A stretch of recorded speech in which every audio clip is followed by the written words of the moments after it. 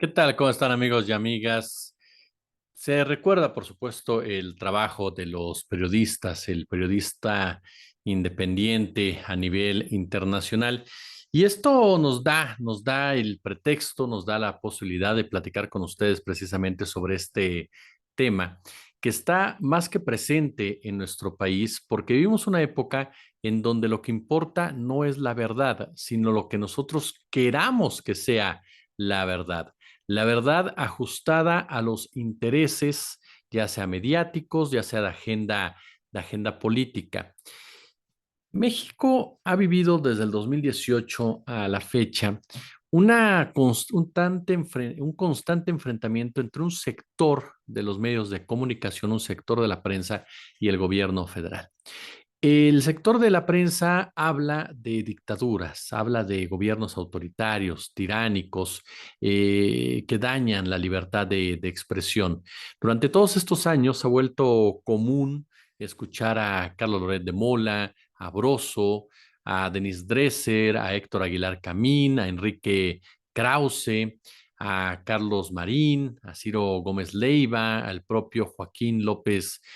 Dóriga, a Ricardo Alemán, a Sergio Sarmiento, en fin, la lista es larga y es una lista conformada por personajes que durante mucho tiempo, durante los sexenios del PAN, del PRI, fueron los líderes de opinión, por decirlo de esta manera, de los grandes consorcios, de los grandes medios, fuera de radio, de televisión o bien de prensa, que cualquier noticia que apareciera en sus espacios era una noticia que valía la pena o que nos la vendían como que valía la pena, que fueron capaces a través de diferentes estrategias de acallar los verdaderos problemas que existían en México, entre estos la enorme y profunda desigualdad, tan solo en televisión azteca está prohibido hablar de desigualdad, ¿no? Y venderte como que el problema era otro completamente. Acallaron las verdaderas demandas de la ciudadanía con entrevistas, con panelistas que te decían que todo estaba bien o que la discusión era por otro lado, o que decían, no, la privatización del agua está perfecta, hay sequía, hay mucha sequía de agua y el problema es que tú no cierras la llave cuando en realidad lo que hay es un verdadero saqueo por parte de grandes corporaciones, o que te vendían el cuento de que el narcotráfico era un asunto de buenos contra el malos, del sombrerudo con pistola, bigote, lentes negros, pero nada se abordaba de la economía criminal y de los cárteles como verdaderas corporaciones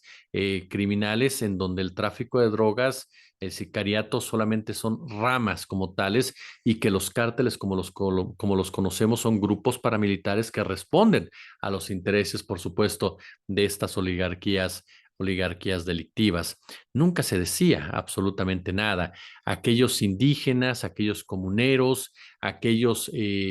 integrantes de un estrato social bajo eran considerados como renegados, como resentidos, como enemigos del desarrollo cuando se atrevían a defender sus tierras, cuando se atrevían a denunciar que el ejército había actuado en contra de ellos en lugar de los criminales, de repente ya era negativo, así, era algo muy, pero muy negativo hablar de racismo, porque el racismo también lo padecía la gente blanca.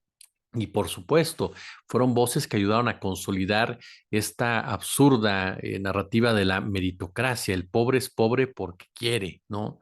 El pobre es pobre por huevón, en pocas palabras. Y en México, si tú le echas ganas, si tú te esfuerzas, si tú luchas, alcanzas definitivamente todas y cada una de tus metas. Y por supuesto, México no es racista porque, pues, ¿cómo si somos producto del mestizaje? Esas mismas voces que calificaron de terroristas, de criminales a los integrantes del Ejército Zapatista de Liberación Nacional, al ERPI, al EPR y muchos otros movimientos que se fueron dando por no irme tan atrás, durante los sexenios de Salinas, de Cedillo, de Fox, de Calderón y del propio Enrique Peña Nieto. Bueno, esas mismas voces, pues son las que ahora se dicen afectados, se dicen censurados y lo dicen en radio, en televisión, en internet, en todos los medios posibles, habidos y por haber esas mismas voces que legitimaron fraudes electorales, que legitimaron montajes criminales, que legitimaron abusos, que legitimaron despojos, que legitimaron fobaproas. Bueno, esas mismas voces han querido abrogarse el derecho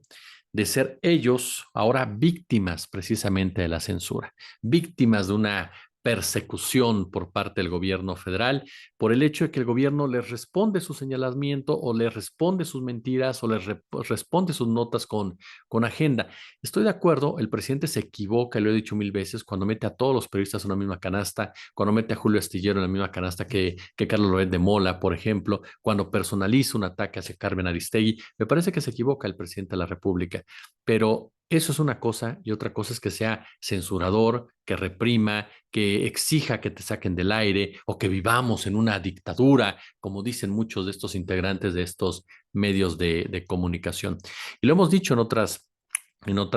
ocasiones, no es lo mismo ser periodista que ser comunicador. Es cierto, el periodismo es parte de la comunicación, pero los medios de comunicación como tal no ejercen ni les interesa hacer periodismo en general. ¿Por qué? Porque ellos noticias no es parte esencial de su estructura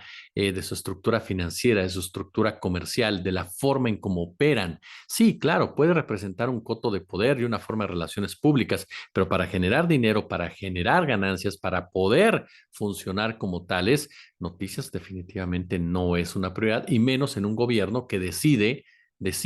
quitarles un financiamiento millonario que otorgaba el de Enrique Peña Nieto. Entonces, me parece que estamos ya entrando a la etapa final del gobierno de Andrés Manuel López Obrador, en donde habrá que estar todavía más atentos porque continuarán sacando estas noticias falsas, continuarán vendiéndose como medios reprimidos, como periodistas reprimidos, como periodistas censurados, con el afán sobre todo de buscar intervenciones incluso extranjeras, con el afán, por supuesto, de denostar una credibilidad y tratar de convencer a la ciudadanía de que López Obrador es un dictador o que López Obrador lo que ha hecho es limitar la libertad de expresión cuando seamos honestos. A mí me hubiera encantado de verdad, me hubiera encantado que Carlos Loret de Mola sacara un reportaje como el que ha sacado de los hijos de López Obrador involucrando a los hijos de Vicente Fox.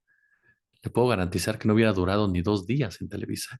O me hubiera encantado definitivamente que Joaquín López Dóriga o que Carlos Marín o que el propio Ciro Gómez Leiva denunciaran, como lo han hecho en otras ocasiones, a los familiares del presidente López Obrador, que lo hubieran hecho con Felipe Calderón Hinojosa. Ellos mismos callaron cuando Jesús Lemos denunció lo que pasaba con la Cocoa, con Luisa María Calderón.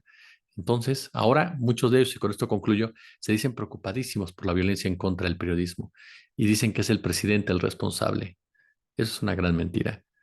Y no por defender al presidente, porque no le vamos a lavar la cara a nadie, pero me parece de verdad una sinvergüenzada que se acusa a López Obrador de ser el responsable de una tragedia que viven los periodistas cuando los principales depredadores son políticos, empresarios y militares, quienes de manera constante y sistemática reprimen al informador, reprimen al periodista porque desvela muchos negocios y corruptelas, y no porque López Obrador esté o no esté en el poder. Los que polarizan son aquellos que no quieren perder dádivas, no los que cuestionan las dádivas que tenían. Como siempre, un gusto, como siempre, un placer.